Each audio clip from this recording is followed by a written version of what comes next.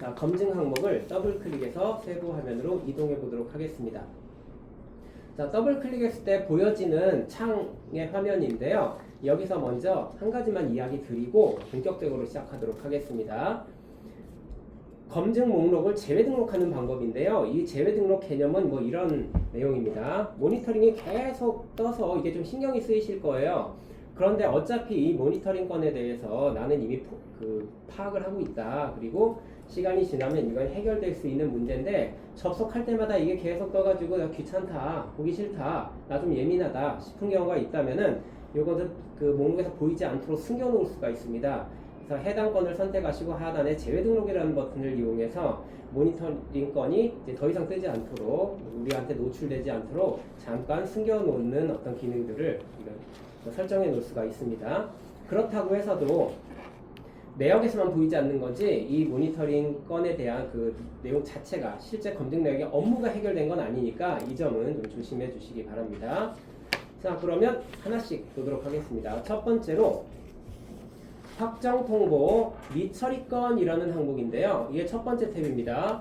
확정 통보 미처리 건이라는 제목으로 첫 번째 탭에 뭔가 검증 목록이 쭉 조회가 됐어요. 한마디로 얘기 드리면 제목에서도 그렇게 나오고 있죠. 확정 통보가 제대로 안 돼 있다라고 보시면 됩니다. 확정 통보가 안 돼 있으면 여기에 줄줄이 이제 모니터링이 떴을 거예요. 검증 목록으로 떴을 겁니다. 그러면 이제 확정 통보 작업을 해주셔야 되는데 오늘 챕터, 이전 챕터에서 봤었던 국고보조사업과 시도기보조사업의 확정 통보가 제대로 정확하게만 되어 있었다면은 여기에 이렇게 검증 목록으로 뜰 이유가 없겠죠. 그러니까 사전 작업이 잘 되어 있어야 된다라는 게 이제 전제 조건입니다만 부득이하게 그게 안 돼 있다. 선생님들께서 이제 바쁘시고 하다 보니 그 작업이 안 돼 있다라고 하면은 이렇게 이후에라도 지속적으로 선생님들께 잔소리를 해드릴 거라는 얘기예요. 자, 한번 해결해 보도록 하겠습니다. 첫 번째 해결 방법은 우리가 이전 챕터에서 봤었던 확정 통보 메뉴에 들어가서 해당 사업을 확정 통보 작업을 하는 겁니다. 그러면 이 모니터링에서 사라질 거예요. 그런데 그렇게 다시 가는 게 조금 귀찮을 수도 있으니까 아예 그냥 이 모니터링 건을, 검증 목록 건을 더블 클릭하셔서 확정 통보 작업을 그냥 이 자리에서 할 수도 있습니다. 굳이 확정 통보 메뉴로 이동하지 않고 그냥 이 자리에서 직접 확정 통보할 수 있도록 시스템을 만들어 놨습니다. 좀 편의를 위해서. 그래서 지금 해당 건을 더블 클릭한 상태예요. 그럼 팝업창이 뜨면서 확정 통보를 이 화면에서 할 수 있도록 보일 겁니다. 그럼 상단에 그 해당 사업 선택하시고 하단에 확정 통보 안 돼 있는 게 보이잖아요. 이제 비어 있거든요. 그래서 신규 버튼 클릭하셔서 우리 쪽의 사업을 확정 통보 작업을 해주셔야 됩니다. 말씀드렸다시피 확정 통보 관리에 직접 들어가셔서 처리하셔도 되지만 좀 귀찮으시면 그냥 이 자리에서도 해결 가능하다. 이렇게 생각하시면 되겠습니다. 두 번째 탭으로는 통보 미매핑 사업 예산 편성건입니다. 첫 번째 사업과 거의 유사하다고 생각하시면 되는데요. 통보가 안 돼 있는데 예산은 편성되어 있는 그런 해결한 경우다라고 생각하시면 됩니다. 자, 여기 검증 목록 하나가 떴네요. 역시 더블 클릭해 보도록 하겠습니다. 이것도 통보 작업에 대한 이야기예요. 통보 미매핑이다라고 하면 통보 작업 제대로 안 돼 있다는 뜻이니까 더블 클릭해서 검증된 사업을 한번 살펴보시고요. 클릭했더니 아래쪽에 보시면은 상세 내역들이 나올 겁니다. 여기에 통보가 제대로 안 돼 있는 부분이 있다면은 선생님들께서 내역을 수정한다든지 아니면은 신규 버튼 눌러서 통보를 제대로 해준다든지 이런 작업들을 이어서 해주셔야 됩니다.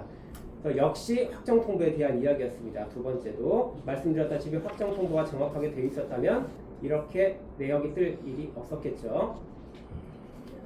세 번째로 통보 매핑 사업 예산 미편성건입니다. 이 건 같은 경우에는 확정 통보는 해놓으셨나 봐요. 확정 통보까지는 해놓으셨는데 확정 통보한 사업에 예산이 안 들어가 있습니다. 그래서 이런 경우는 이전 챕터에서도 잠깐 얘기 드린 적이 있었는데 관리 사업을 만들어 놓고 이게 헷갈리셔가지고 그 관리 사업에다가 예산 편성을 안 해놓으신 거예요. 그러니까 유령 사업이 돼버린 거죠. 깡통만 있는 사업이.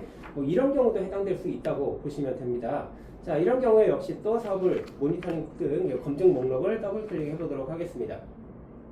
확정 통보는 되어 있는데 예산이 안 들어가 있는 경우 뭔가 비정상적으로 흘러왔다는 얘기죠. 가셔서 확정 통보 화면으로 들어가서 이게 제대로 되어 있는지 확인해 보시고요. 그리고 세출 요구 목록이라든지 아까 보셨던 사업별 예산 집행 현황이라든지 이렇게 우리가 이제 확인해 볼 수 있는 메뉴로 들어가셔서 그 내용들을 좀 보셔야 됩니다. 만약에 이 사업에 대해서 우리가 알고 있다라고 했을 때 그 사업, 상위 세부 사업을 봤을 때 지금 편성된 거 아무것도 없거든요. 이 사업에 들어가 있는 관리 사업이었다라고 하면은 또 이렇게 눈으로 시각적으로 볼 수 있겠죠. 다음으로 통보 매핑 사업 예산액 초과 지출권입니다. 이런 경우에는 통보까지 잘 됐나 봐요. 그리고 예산 집행도 잘 됐었나 보죠. 됐는데 문제는 기존의 예산액보다도 지출액이 더 크다는 얘기입니다. 돈을 더 썼다는 얘기인데 어떻게 그럴 수가 있을까요? 돈을 더 쓸 수가 있나? 이런 경우에 또 한번 들어가 보셔야 됩니다. 선생님들께서. 더블 클릭해서 한번 들어가 볼게요. 확정 통보는 잘 되어 있는데 확정 통보 되어 있는 금액도 한번 살펴보셔야 될 거고요. 역시 이것만 가지고는 지금 보시기가 힘들 거예요. 그래서 처음에 얘기드렸던 보조사업별 현황이라는 이 메뉴 들어가서 한번 보도록 하겠습니다. 보태미 시스템에 이번에 새로 만들어진 기능, 이 기능을 이용해서 좀 어떻게 사업이 잘 진행되었는지를 확인해 볼 수 있다고 말씀드렸었죠. 자, 조회에서 지금 우리가 봐야 되는 대상 사업을 한번 살펴보도록 하겠습니다. 보시면 이게 국고보조, 이 사업이 국고보조금과 자체지원으로 이루어진 사업이었는데요. 국고보조금이라는 항목을 쭉 보시면은 지출액이 더 커요. 보시면은 지출액이 더 커서 마이너스가 나왔습니다. 잔액이 마이너스 나왔다는 얘기는 지출이 더 컸다는 얘기죠. 더 많이 썼다는 얘기예요. 뭐 어떻게 이럴 수가 있을까요? 근데 발생하는 경우가 있더라고요. 예를 들어서 국고에서 예산을 내려준다라고 해서 신속집행 때문에 돈을 우리 자체 지원으로 땡겨서 그냥 미리 썼단 말이에요. 그런데 국고에서 갑자기 지원이 중단이 된 거예요. 그럼 돈은 미리 써놨는데 그 예산은 거기서 그냥 끝나버렸습니다. 더 이상 주질 않는데요. 이렇게 된 경우들이 있을 수도 있거든요. 그래서 이런 경우에는 자체 지원은 보시다시피 국고 재원은 오버가 됐지만 자체 재원은 돈이 남아있는 상태거든요. 그래서 이런 경우는 재원 변경을 해야 될 필요성도 있습니다. 그러니까 여러 가지 예가 있겠지만 그 중에 한 가지 사례를 드렸습니다. 자, 다음으로는 통보 매핑 사업 집행액 영인건입니다. 역시 확정 통보까지는 잘 해놓으셨나봐요. 근데 돈을 하나도 안 쓰셨다는 거예요. 그래서 왜 그랬는지는 선생님께서 살펴보셔야 되겠죠. 뭔가 이유가 있겠죠. 그래서 더블 클릭 일단 하셔서 통보 작업은 잘 되어 있을 테니까 그 통보 작업이 어떻게 되어 있는지 한번 확인해 보시고요.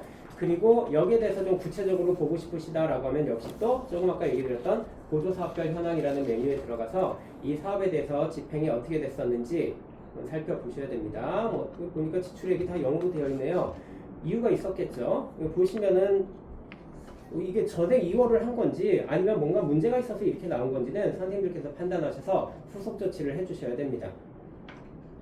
다음으로 송금통지 미입력건인데 자 보시면 지금까지 봤던 탭이 하나, 둘, 셋, 넷, 다섯, 6개 탭이 있었습니다. 이 중에 1번부터 5번까지는 모조리 다 예산 집행, 즉 확정 통보라든지 이런 쪽에 연관된 거였어요. 근데 마지막 있는 이 송금통지 미입력건은 말 그대로 가볍죠. 선생님들께서 단순하게 입력을 안 했다 정도로만 생각하셔도 됩니다. 그러니까 만약에 이렇게 검증 목록이 떴으면은 더블 클릭해서 들어가신 다음에 송금 통지 내역 금액만 입력해서 저장해 주시면 됩니다. 물론 이 화면도 송금 통지 입력 화면에 직접 들어가셔서 하셔도 돼요. 들어가서 직접 처리를 하셔도 되는데 그렇게 하면 또 귀찮으시니까 그냥 지금 보시는 이 화면에서 더블 클릭하셔서 뜨는 이 팝업창에서 직접 그냥 지금이라도 입력해 주시면 된다는 얘기예요.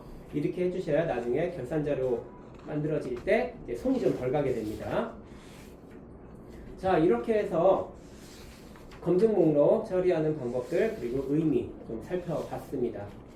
5번째 챕터가 끝났습니다.